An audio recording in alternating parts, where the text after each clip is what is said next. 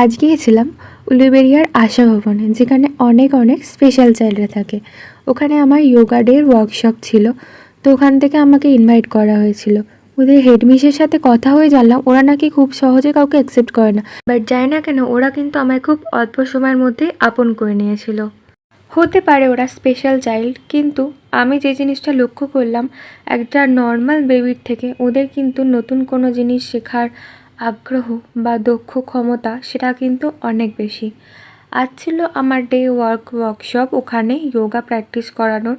প্রথমেই ওরা একদম লাইন দিয়ে বসে গিয়েছিল আমার কাছে যোগা প্র্যাকটিস করে বলে, আর যারা নর্মালি বসতে পারে না তারা কিন্তু হুইল চেয়ার ইউজ করছিল।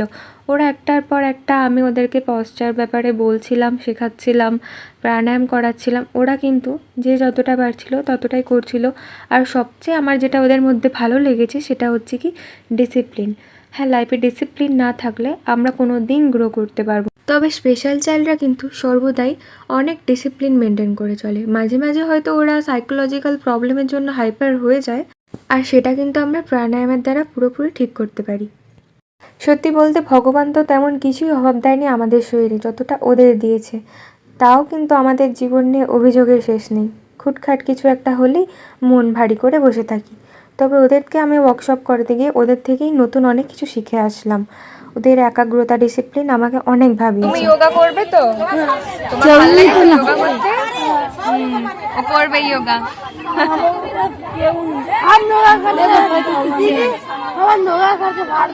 ভালো লাগে, ওর যোগা করতে ভালো লাগে।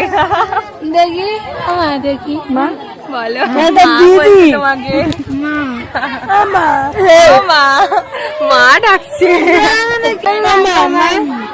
বলো কি ছবি তুলে দেবো? আসো এদিকে, আসো এদিকে।